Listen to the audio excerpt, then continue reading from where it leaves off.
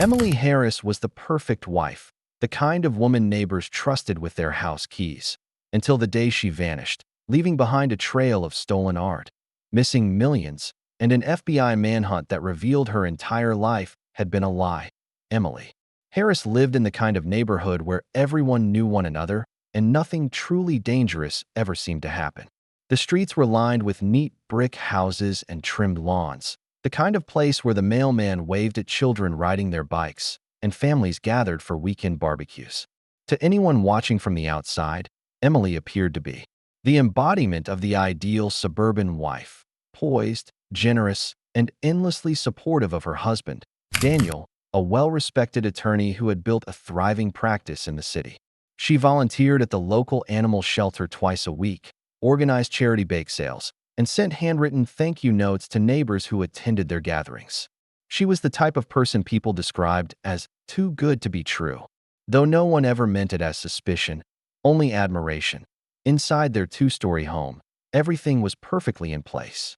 Framed photographs captured moments from vacations in Italy, summers at the lake, and anniversary dinners. The kitchen counters were spotless, the living room filled with warm lights spilling from the tall windows, and the faint scent of lavender always seemed to linger in the air. Daniel adored his wife, trusting her completely, never questioning her absences or the times she claimed she needed to visit her elderly aunt in another state. He believed her entirely, because there was nothing about Emily's behavior to suggest anything was wrong. Yet under that flawless surface, Emily carried a secret life, one she had perfected over many years. Beneath the floorboards of their bedroom closet, hidden beneath a false panel, sat a metal lockbox. Inside were passports under different names, stacks of foreign currency, and photographs of cities Daniel had never heard her mention. There were also receipts for cash transactions in distant countries, each folded neatly, as if part of some organized plan. These items were never left in sight. Emily only opened the box late at night when Daniel was asleep or during the few afternoons, when she knew he would be working late. The lockbox was her true identity condensed into a small, silent container, holding a history she never intended anyone to find. The truth was, Emily had not always lived in Westbrook. Years earlier, she had been part of an intricate network that specialized in acquiring and transporting stolen art. She had learned how to blend into crowds, how to alter her appearance with subtle changes, and how to erase traces of her presence. These were skills she never abandoned, even after she met Daniel and tried to step away from the business. For a while, she succeeded in convincing herself that she could leave that part of her life behind. But the network she had been part of had a way of pulling people back in. The money was too easy, the thrill too intoxicating, and the contacts too persistent to ignore on a quiet Tuesday morning. Emily sat at the breakfast table, sipping tea while reading the newspaper. Daniel had already left for the office. She turned the page and saw a headline about a man named Victor Morales, who had gone missing from his downtown apartment without a trace. The article described him as a local art dealer who had recently been involved in a high-value transaction, though details were scarce. Authorities suspected foul play but had found no evidence. No forced entry, no struggle, nothing unusual except for one thing: a set of fingerprints on his desk that did not match anyone in their database. Emily kept reading without any change in her expression, but inside her thoughts moved quickly. She had been in Victor's apartment only a few days earlier. She remembered the way he had smiled nervously as she inspected the rolled canvas he had been holding for a client in Europe. He had promised her the deal was secure, but Emily had known from the moment she stepped through the door that he intended to cheat her. When she left that night, the painting was in her possession, carefully sealed in a weatherproof tube. She had walked out unnoticed, disappearing into the quiet night. Victor's disappearance was now front-page news, but Emily felt no panic. She had taken every precaution, leaving behind no trail she couldn't erase. The fingerprints found by investigators weren't truly hers. They belonged to one of her aliases, tied to an identity that could not be traced back to Emily Harris of Westbrook. She set the paper aside, finished her tea, and began planning her day. To anyone who saw her that morning, she was simply a devoted wife enjoying her breakfast in a beautiful home. But for Emily, it was just another day of living two lives, the one everyone believed in, and the one no one could prove existed. Before Daniel ever came into her life, Emily had lived in places and under names he could never imagine. At 19, she had been drifting through Europe, supporting herself with odd jobs and short-term rentals when she met a man who changed everything. His name wasn't important, at least not his real one, but he was the one who saw her potential. He introduced her to a hidden world that existed alongside the ordinary one, a network of people who moved rare and stolen works of art across borders with precision and stealth. They used coded messages, unmarked couriers, and shifting identities. Transactions worth millions took place in hotel rooms, on private yachts, and in abandoned buildings, each exchange timed and calculated to leave no witnesses. Emily proved to be a natural. She had a calm, observant manner and could walk into a crowded space without drawing attention. She learned how to notice details, cameras hidden in corners, security guards who followed patterns in their patrols, doors that could be opened with the right kind of lockpick. Her talent for memorizing faces and schedules made her valuable, and she quickly became trusted with bigger jobs. She could transport a painting from a gallery in Madrid to a collector in Dubai without anyone realizing it had been missing until days later. Years later, when she met Daniel at a charity event in Chicago, Emily thought she had found a way out. He was steady, grounded, and completely untouched by the dangerous world she knew. For a time, she stayed away from the network, convincing herself that she could have a normal life. They married, moved to Westbrook, and settled into a routine so ordinary it almost felt foreign to her. But the call from her old contacts came. Eventually, and she found herself saying yes before she had fully considered the consequences. First, her return to the business was discreet. She took on small assignments, usually under the guise of visiting distant relatives or attending out-of-town events. She made quick trips to Europe, South America, and Asia, always returning with small, easily hidden items, a jeweled pendant here, a rare manuscript there.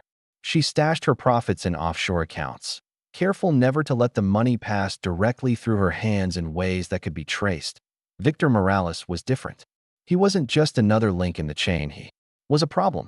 He was a middleman the network relied on for certain high-value transactions, but he had grown greedy. The last job they worked together involved a 19th-century painting stolen from a private collection in New York. Victor had been tasked with holding it briefly before handing it off to a European buyer. Instead, he made plans to sell it himself, keeping the profit and cutting Emily out entirely. She discovered his betrayal through a contact in Barcelona who casually mentioned that Victor had been making inquiries with buyers outside the network.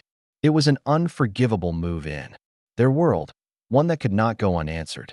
Emily flew to the city where Victor lived, using an identity she had used once before in Paris. She stayed in a hotel under a different name, paying in cash, and watched him from a distance for 2 days. She noted when he left his apartment, who he met with, and how often he used his phone. The night she went inside, there was nothing rushed about her movements. The building's security was minimal, and she knew the door locks well. Inside, Victor was nervous but tried to hide it. She inspected the painting, its surface still glowing with the deep colors of oil and varnish. There was no argument, no visible confrontation, only a quiet shift in control. When she left, the painting was hers, rolled securely and hidden in a protective case.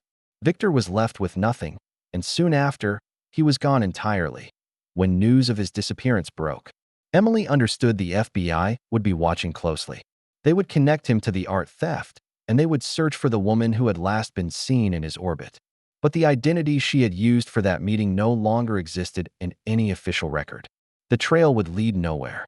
Back in Westbrook, she slipped into her familiar routine, smiling at neighbors, attending charity meetings, and preparing dinners for Daniel. He noticed nothing unusual, and no one in their quiet suburb had any reason to think she had spent the last week orchestrating a theft worth millions.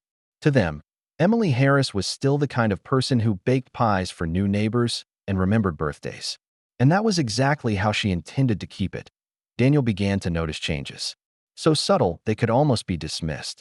A credit card charge from a hotel in Amsterdam, even though Emily had claimed to be visiting her aunt in Vermont. A fuel receipt from a city 2 states away, tucked into the pocket of a jacket she hadn't worn in months.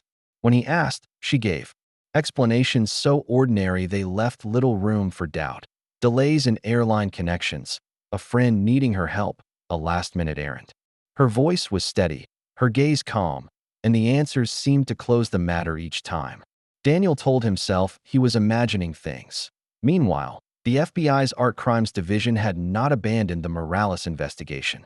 The missing painting had resurfaced in Italy under circumstances that only deepened their suspicion. The sale had been conducted through an untraceable auction, but witnesses remembered the seller, a woman with refined manners, speaking English with a polished British accent. Her description matched no one in their records, but one detail stood out: her resemblance to a woman involved in a smuggling case nearly a decade earlier. That woman had vanished before she could be identified. Investigators began combing through international flight manifests, looking for any names that appeared both before and after Morales' disappearance. That was when they found it: two separate passenger entries for the same flight into Rome, one for Emily Harris, the other for an alias connected to that old smuggling case. To the FBI, it was a potential breakthrough. To Emily, it was an expected risk. She had been in this position before and knew exactly how to make a lead dissolve into nothing. Her confidence came from experience. She understood how to manipulate timing, how to place misleading information where investigators would waste time chasing it. A bank transfer routed through multiple accounts in different countries. A forged hotel registration that appeared authentic to anyone who didn't know where to look. Even her movements in airports were calculated, always changing hairstyles, wearing different styles of clothing, and altering the way she walked to appear as someone entirely different from one trip to the next. Still, she knew they were getting closer.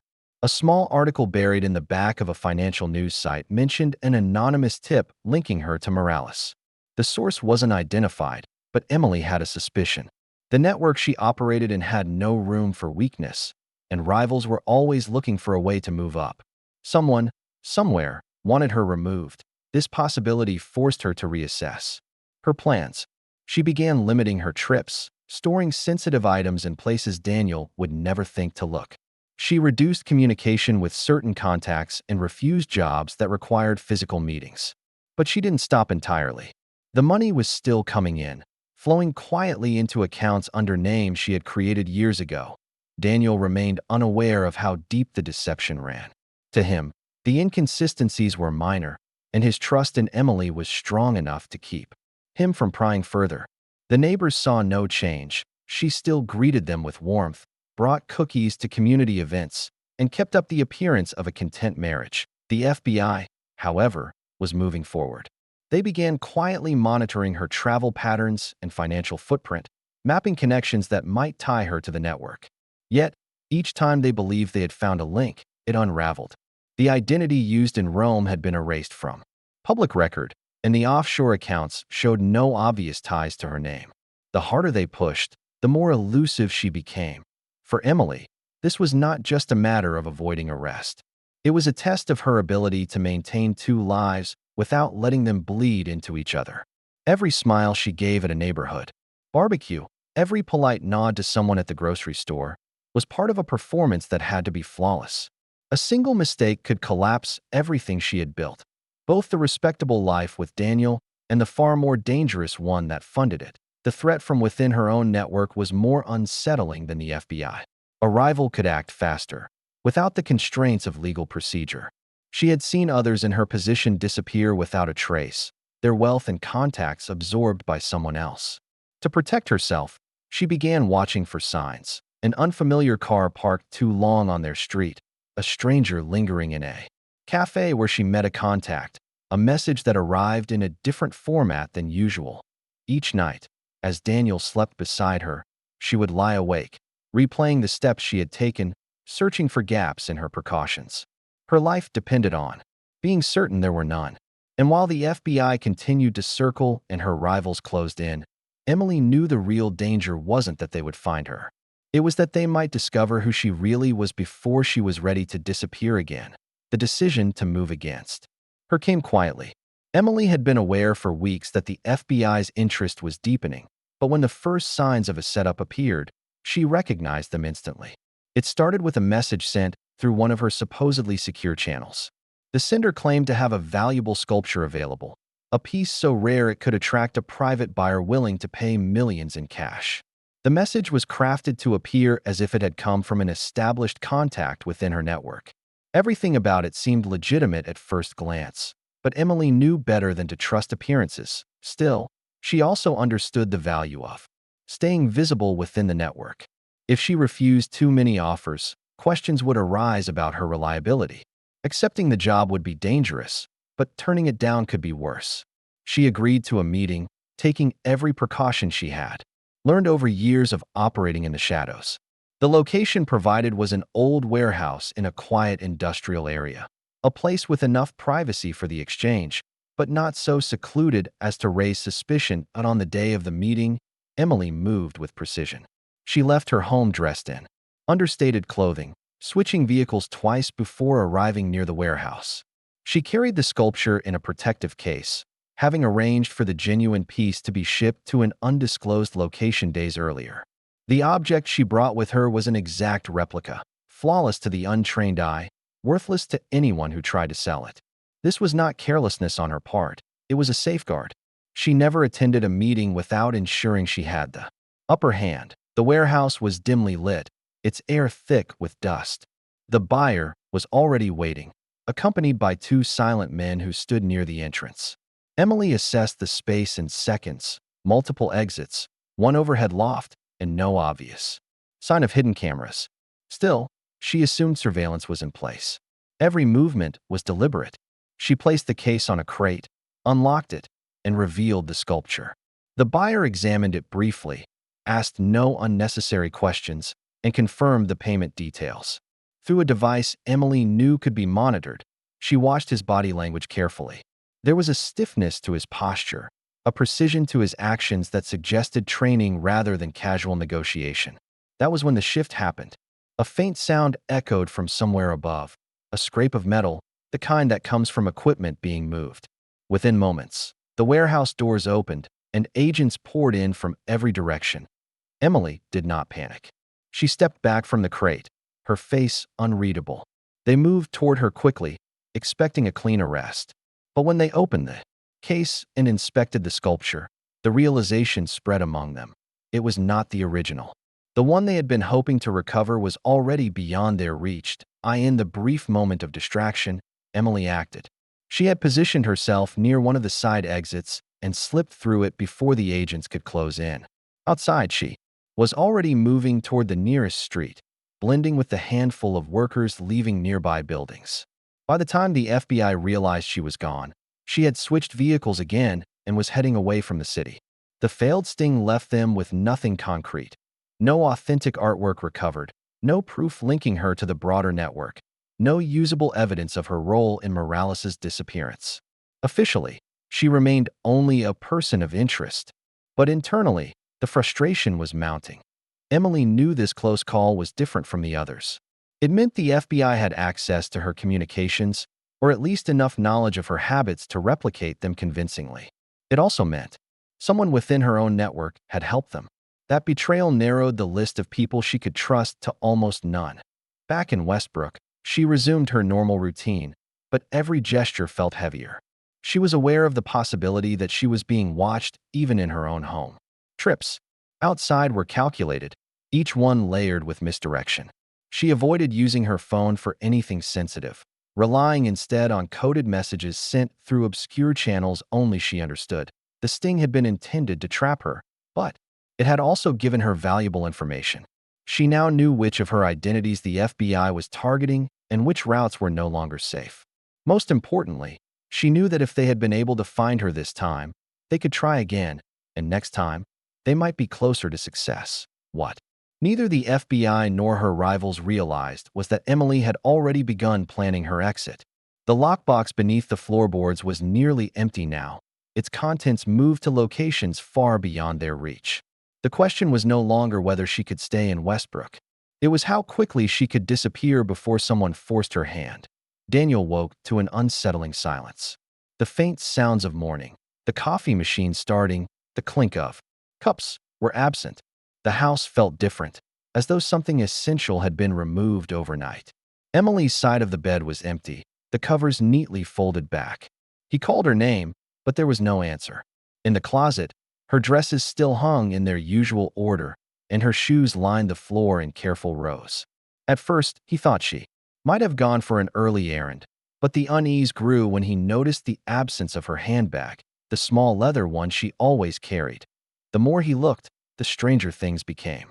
The lockbox he had once glimpsed under a layer of folded blankets in the closet was gone. He hadn't thought much about it before, assuming it held old documents or sentimental items, but now the empty space where it had been seemed deliberate. Her laptop was missing from the desk. On the kitchen counter, her phone lay face down, powered off, as if left behind intentionally to prevent tracking that Daniel's calls to her relatives yielded nothing. No one had heard from her or expected a visit. The last time anyone saw her was the day before, walking home from the corner store with a bag of groceries, smiling at a neighbor who passed by. She had appeared entirely at ease, giving no indication. She was about to vanish. For the FBI, the disappearance was confirmation of what they had long suspected. Emily had evaded their sting operation and now had slipped entirely out of sight. They moved quickly, checking airport footage, border crossings, and international flight manifests. But she had left no obvious trail. In the days before her disappearance, she had avoided using her own car for extended trips and had relied on rental vehicles under names that didn't belong to her.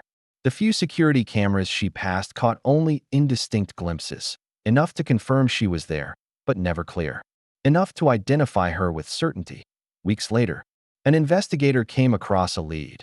A woman matching Emily's description had been seen on a ferry traveling between two Greek islands. She was using a new name, wearing her hair shorter, dressed in loose clothing that concealed her figure. By the time agents reached the coastal villa where she was believed to be staying, the property was empty. The rooms were spotless, the refrigerator cleaned out, no personal belongings left behind. Even the garbage bins outside had been washed and turned upside down. To Daniel, the revelation of who she might have been was devastating. He had built a life with her, believing they shared everything, only to learn that the woman he loved had lived in a world of shadows and deception. There were moments, looking back, that now seemed obvious. The unexplained absences, the calm way she handled sudden disruptions, the guarded way she spoke about her past.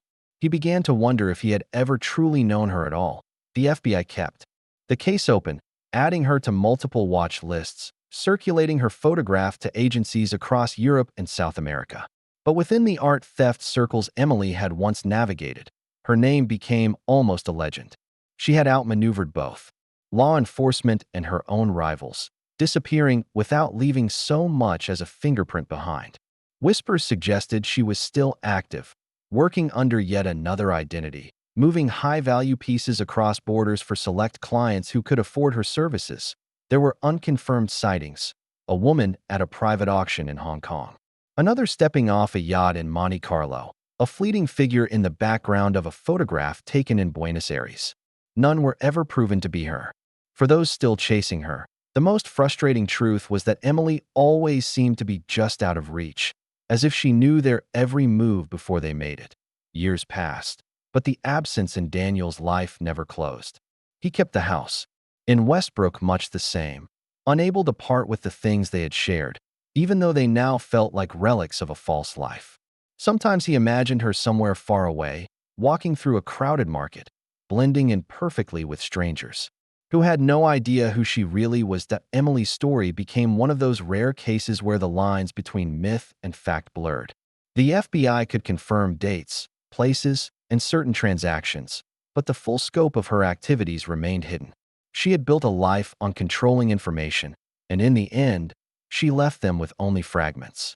Whether she was still out there, watching carefully from a safe distance, or had retired to some remote place where no one could find her, remained a mystery. For Daniel, the truth was less about where she had gone and more about the realization that she had been preparing to leave long before the day she disappeared. Everything else, the perfect marriage, the warm home, the small-town life, had been just another layer of her cover.